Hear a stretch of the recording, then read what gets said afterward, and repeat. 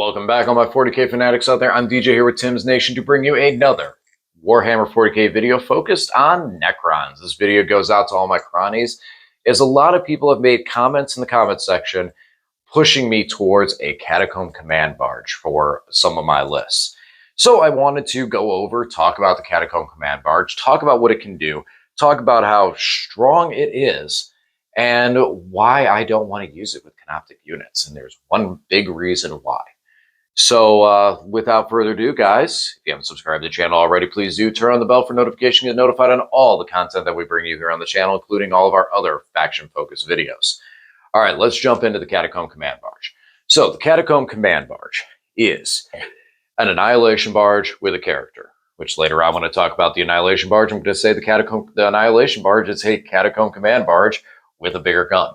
This is a character unit. It is not an epic hero, which means that he has access to all sorts of different enhancements that we can put on him. Not all of them, though.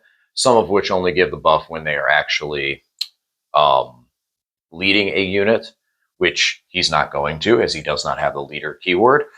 But aside from that, the Catacomb Command Barge, it has been kind of always a borderline unit in Necrons. It was either borderline good, or it was either good, but borderlining good, like just barely over being really good and competitive, or just slightly under, where it's like, it's either was too many points, or it didn't impact enough, so it just was just right at that point.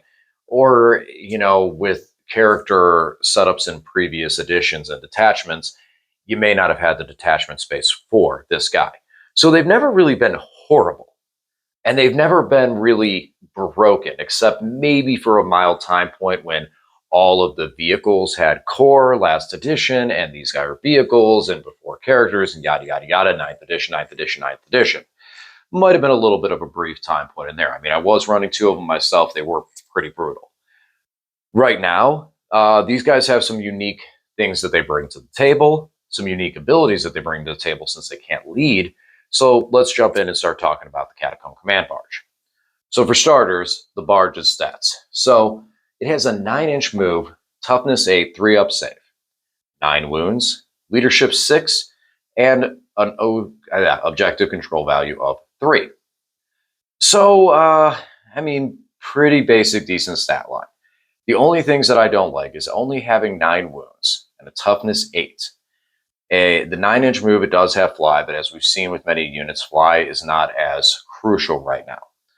Only having 9 wounds means that it's actually pretty fragile and easy to take out. Now, granted, there's some really good ways and really good defensive things we can do to this. I know a bunch of people are going to say, but it has a 4-up invuln. Yes, 50% of the time, you're going to shrug off the damage and not take any damage at all. 50% of the time, you're going to fail and take a heavy hit. So do you really want to put that many points into something that could potentially be a coin toss on whether it gets destroyed or not? Now, 9 wounds typically means it's going to take more than 1 gun unless you're Eldar, but we're not even going to talk about Eldar because they're in a completely other realm for everything. Because Eldar, if we compared every unit with Eldar in there, it's kind of like, well, then everything can just get destroyed by a Wraith Knight in one shot or a D cannon from behind a wall. So we're not going to use that. But strictly speaking in entire game terms, the Catacomb Command Barge, minimal of 2 hits to take this guy out. Minimal in most circumstances. But with that toughness 8, so bolters and base level fire weapons are going to need 6s to wound him. Anything that is slightly above it, at least strength 5, is 5 or better. And with things like lethal hits, that's easy to put that little bit of extra damage. So the fragility of it based on the stat line concerns me. It doesn't have lone operative and things like that to be able to really give it the boost that it could potentially need in those scenarios. All right, so moving into its guns. What do we got in the arsenal for guns and weapons? So this guy has a gauze cannon or Tesla cannon. You get your choice, and this is the underslung gun on the Catacomb Command Barge. Both are 24-inch range. The Tesla has sustained hits 2, while the gauze cannon has lethal hits. The gauze cannon gets you 3 shots, ballistic skill 3, strength 5, AP 2, 2 damage, while the Tesla is 4 shots, ballistic skill 3, strength 6, AP 0, 1 damage. Now, it also has a Staff of Light, which this can be swapped out for an Overlord's Blade. The Staff of Light is an 18-inch range for 3 shots, 2s to hit because it's the Overlord shooting it. Strength 5, AP 2, 1 damage. As far as close combat's concerned, so we'll just get this, talk about all these both at the same time. The Overlord's Blade has devastating wounds. The Staff of Light does not. Both of which have 4 attacks, but the Overlord's Blade hits on 2s, where the Staff of Light only hits on 3. So Staff of Light isn't as efficient in close combat, and with the stats we can also see that. Strength 8, AP 3, 2 damage on the Overlord Blade, while we're Strength 5, AP 2, 1 damage on the Staff of Light. So is there a generic loadout? Is there a way that you do this guy and the weapons you put on him it's just the way you do it? Probably not, honestly. The Staff of Light, having the extra shots is efficient. I mean, being able to shoot more. You can do the Tesla, Tesla cannon and the Staff of Light and have a lot of firepower coming off of it there, a lot more shots. You could do the gauze cannon just for the extra 2 damage to spray out in a different direction. And I mean, the Overlord's Blade, having that combat prowess can also be good. This guy is a vehicle, so one thing that you hear me say a lot on the channel, tank shock, tank shock, tank shock, tank shock. Coming in at strength 8, going into most targets that he will probably be stronger than, you're looking at 10 dice, because +2 for being a higher strength, to do mortal wounds on impact, and then mortal wounds on the Overlord Blade devastating wound effect. So me personally, I think I like the Overlord's Blade option, and I'd probably go with the Tesla cannon in most builds just because of some of his other abilities. I feel like, Tesla cannon, gauze cannon, because I feel like with some of his other abilities, the units I'm going to have around him would probably do better use on small arms fire in that way. So that's my feeling behind it. Now, granted, if you're doing some of the other builds, when we start talking about the enhancements and things you can do there, I could see you going with a Staff of Light Tesla combination and having him support some vehicles in maybe more of a backfield role. But it's really hard for me to think that even in that backfield role, that you wouldn't still want the combat prowess to be able to clear units off of other units quicker and more efficiently. All right. So his abilities. What do you get for this guy? So first of all, he is a deadly demise of 1, which honestly is actually pretty good to see, because then if he does die and explode, he's not going to really hurt your guys too badly. And he has reanimation protocols, so he's self-healing, which means if there is a reanimator nearby, he is also going to self-heal for an additional D3 on that, which is pretty cool. I mean, if you don't kill him, he can get back up to his 9 full wounds pretty quickly. Carrier Wave. While a friendly Necron unit is within 6 of this model, add 1 to the objective control characteristic of that unit. So this is one that people have been pointing me to a lot for the Scarabs, because since Scarabs are now objective control value 0, this is a way you can get them up to objective control value 1 and make them more efficient at taking objectives. However, the later War Gear ability makes me a little less compelled to want to do that. Advanced Quantum Shielding. Each time an attack targets this model, if the strength characteristic of the attack is greater than this model's toughness, so strength 9 and above, subtract 1 from the wound roll. Okay, so that is, that's a weird one. So, and how I feel about that. Okay, so you have a strength 9 and above weapon. So those are the weapons that we're looking at that probably have more, those are the weapons that typically have a higher damage output. So those are the guns that could 2-shot, meaning 2 of the guns take it out, could 2-shot a Catacomb command barge. So at least now you're taking a strength 9 weapon and requiring it to wound you at a 4 or better. Strength 10, etc., everything up there, all the way up until strength 16, where then a strength 16, instead of needing 2s, would need 3s to wound you. And that's fine. It's good. except the fact that when you start looking at things like anti-vehicle or that lethal wound effects, which I feel like as the game starts to increase, we're going to see more and more of units that are efficiently able to eliminate targets such as a vehicle, a Catacomb command barge, because they're able to either A, anti-vehicle at a 2-up or 3-up, or significantly better than what they would normally have, or B, access to lethal wounds to be able to hit and just do lethal damage and just bypass the wound roll entirely. So that kind of concerns me. Now, a lot of what I'm saying there has to kind of be taken with a grain of salt for two reasons. One, we're one of the first armies to receive a codex. And as we've seen recently with some of the Tyranid news and Tyranid releases, the Tyranid, with the news that they said on Games Workshop website, and there's one paragraph, which I was going to do an entire video talking about this, but I don't feel like that's as necessary, considering it's just this one piece that pertains to us and Necrons and other armies, where they said that you are getting 47 data sheets for the Tyranid army that will supersede all of the current indexes, which to me looks like, and again, no resource or information, but just based on that reading and what it says, it sounds like some of the indexes, basically index hammer, is going to be gone. We're going to see all new data sheets, all new everything. And, with some of the box releases that are shown for Tyranids, one of the things that came out in the Tyranid Leviathan box was their barbed gaunts, or their barb gaunts, or whatever their name is. And they were in a unit. And now it's looking like they're selling a Termagant box with the barbed gaunts in there. So it seems like when we see the codex and the index and stuff, that unit is going to be put inside of the Termagants. So what that means for us is a lot of this may all change. A lot of these abilities and stuff that we see might change drastically when the codex hits. So all we can really do is look at the Catacomb command barge and units like this in the vacuum of Index Hammer, because as we're one of the early codexes, it's Tyranids, Space Marine, of course, and then Admech and Necrons, depending on which order they go.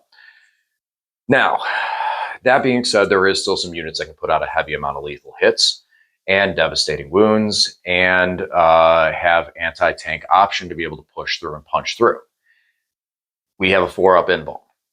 With that being said, we also have access to enhancements, one of which I think the two options, there's 4 enhancements. One doesn't really work, the hyper material, because he needs to be leading a unit to give it stealth. One is the veil, which probably is better served on a character with a unit. So the last 2 that we have are the Centripetal Weave and the Sovereign Cornell.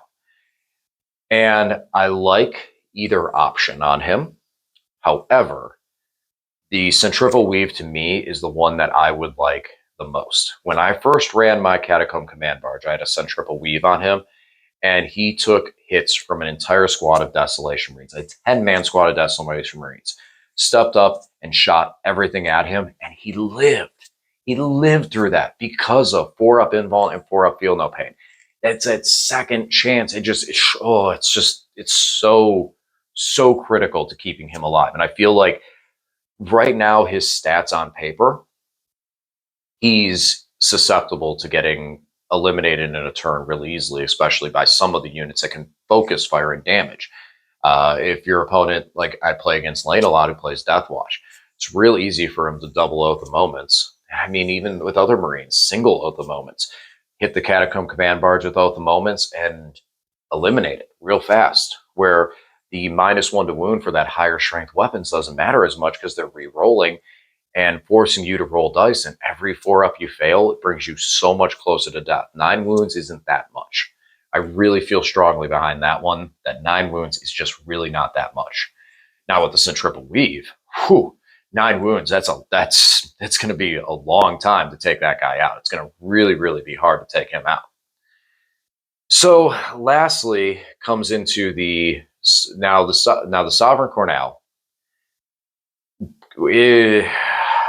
So he doesn't have lone operative, which if you take the Sovereign Cornell, now we're getting in the risk of not having the weave, which means no 4-up, feel no pain, which means that you want, if wherever he is, to give the area effect of counting as a character and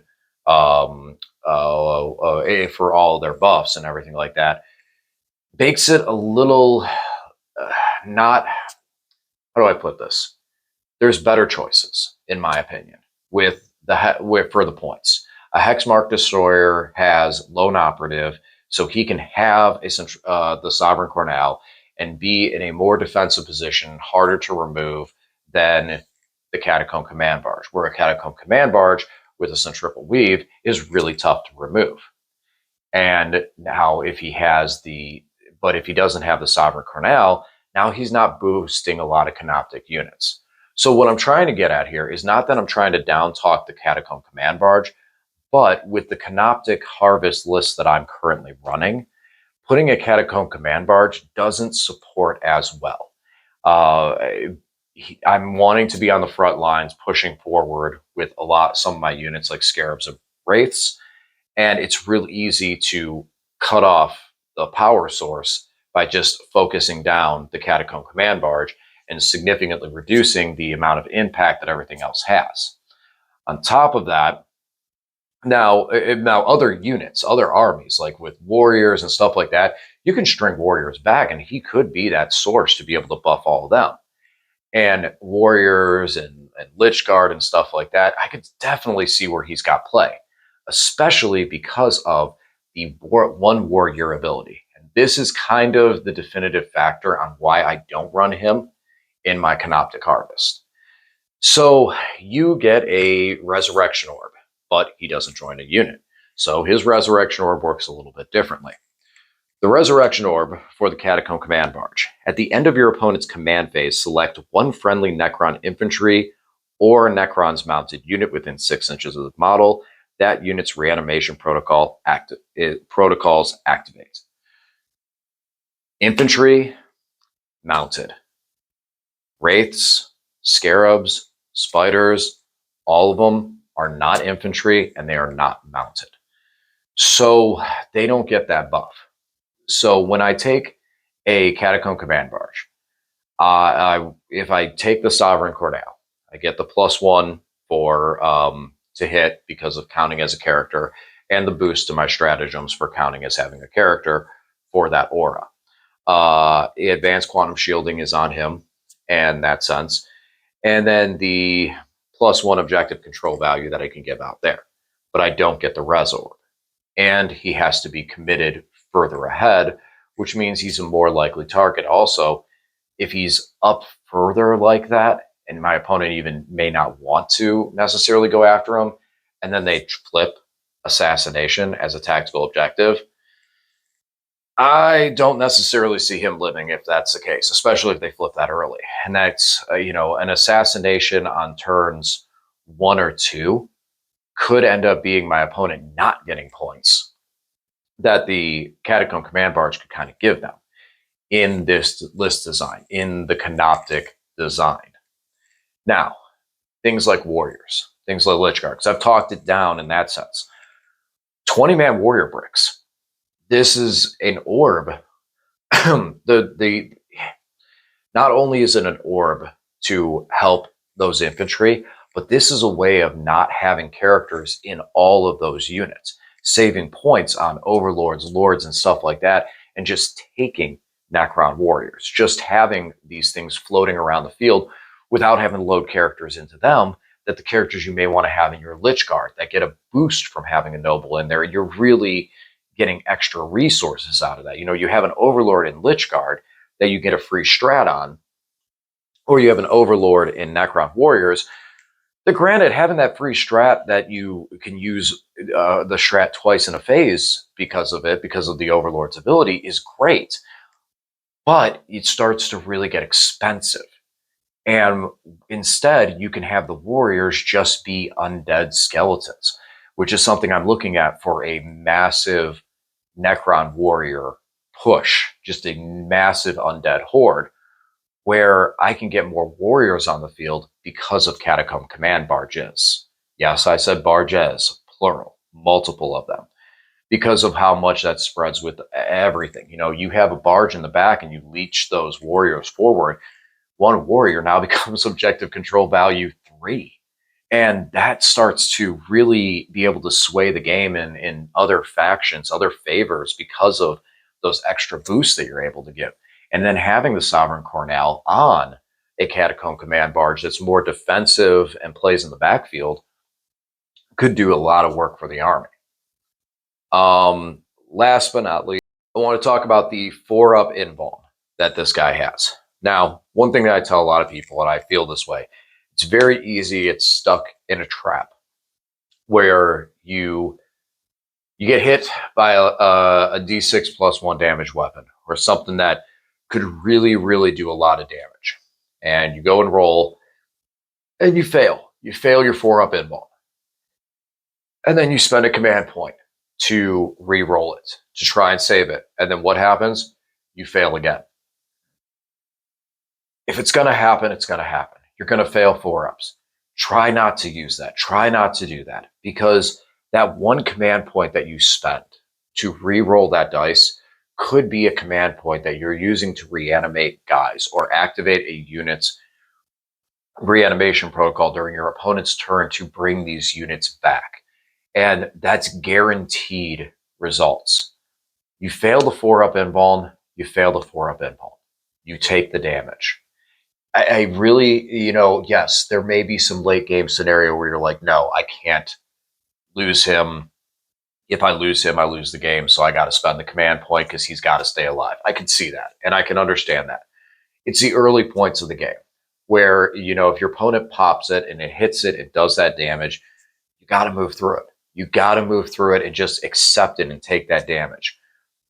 It's going to hurt. And it may hurt, and you may be like, okay, well, I lost my barge. What do I do now? What do I do? I needed this, this, and this.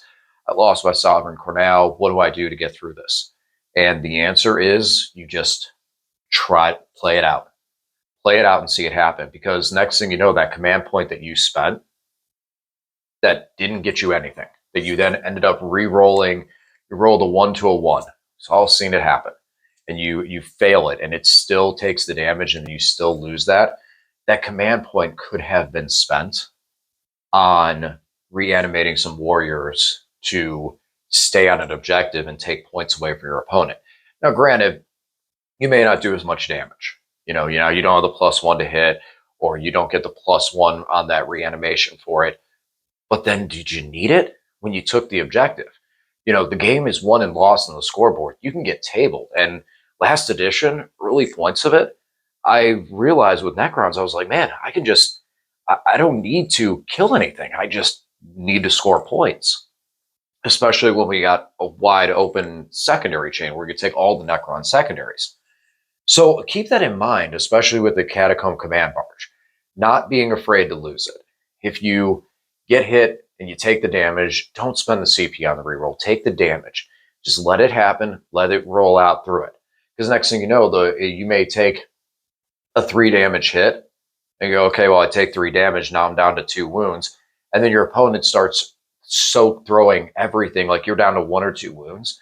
And then your opponent starts throwing everything into this thing, trying to whittle down those last wounds with all their bolter fire and go, all right, I got them. Cool, let's do this. Let's do this. They shoot. And then that toughness 8 versus bolter fire, now they're wounding you on 6s, and suddenly you're making all the saves, and he didn't die. And now your opponent looks over and goes, man, now I got to shoot something bigger at it to finish it off. And all that bolter fire that could have went into warriors, could have went into something smaller, just got absorbed by your Catacomb command barge before it went down. So there is advantages that can still be taken by that hit, but you lose that command point. Command points are a very, very valuable resource, and re-rolling his armor save most of the time really is not going to give you the value that you want out of it. And I felt it. I'm a person who, I've been in those scenarios with it and had to roll the dice and went, you know what? I just got to take the damage. And it's a habit. It's a bad habit. It's a bad habit, and it's difficult to break. But there's a lot of times with some of the practice games that I've had with people that I tell them, like, okay, we're going to play this game. And here's the thing: you are not allowed to use a command point reroll at all during the entire game. No CP is allowed to be spent on a reroll. And we play. And afterwards, they feel more comfortable going into a tournament and not using that command point reroll. Granted, there are moments. There are moments when you think about, I've done it. I've had moments where I look on the table and realize that if I stuck a 5-up invulnerable save on a Necron warriors that just got completely wiped out, except for one guy, it's like, if I stick that 5-up, I reanimate that whole squad and I win the game.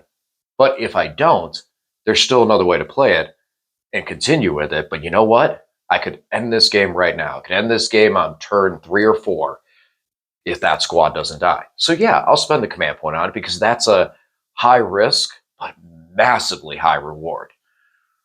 Rerolling the 4-up invuln is a risk, and usually in the end does not really dictate a very strong reward, at least in my experiences. Feel differently if you wish. I mean, this is a game. We all are playing it the way that we feel more comfortable with it. But I wanted to throw that 2 cents out there and just really let some people start thinking about how much they use a CPU reroll and how much did it really impact the game at the end of the day. Now, with the Catacomb Command Barge, Warriors and Lich Guard and Immortals, man, if you're running a bunch of those guys, this guy is going to be awesome for those units. For me, my Canoptic Harvest, I don't really feel like he fits very well, which, segue, actually is going to start leading me down the next. So recently I got sick and doing some cleanups and stuff. I started watching Game of Thrones again. And man, I want to play an undead horde. I want to play an undead army. So I think we might need to give Lane a little bit of anxiety here and put like 120 warriors on the table. Six squads of Necron warriors. Figure that out. See how it comes about. Maybe not quite as much. Maybe need to go down to about 100. But I think it's time. I think it's time for the dead to walk, to bring the full skeleton undead horde, and let's see it happen. Let's see what happens here. I know it's a very time-consuming army. Might not be the best for tournament play, but why not? Why not? Well, guys, hope you enjoyed this video. Look forward to talking more about some of the units that I plan on putting in the undead horde. That's going to kind of be my segue into my next faction-focused videos for Necrons. As I start looking at units that I want to include, I'm going to move down that line. I just got my laptop repaired. I needed a new battery for it, which nice, easy fix. So I'm going to download and start going over some of the Forge World data sheets, the legal ones, and we're going to talk about some of those here soon. Hopefully, man, I really wish I could get my hands on some of those centipedes. I heard somebody in the comment section mention about before, like, hey, you're looking for centipedes? Yeah, I'm trying to get my hands on those things because I really would love to have some of those centipedes. And if I had those, I would be running those in my Canoptic list, and I'd run those a lot. I know they're not that great, but whew, I love those things. Those things are some awesome looking models. So, all right, guys, hope you enjoyed the video, and I'll talk to you again soon. Thanks for watching.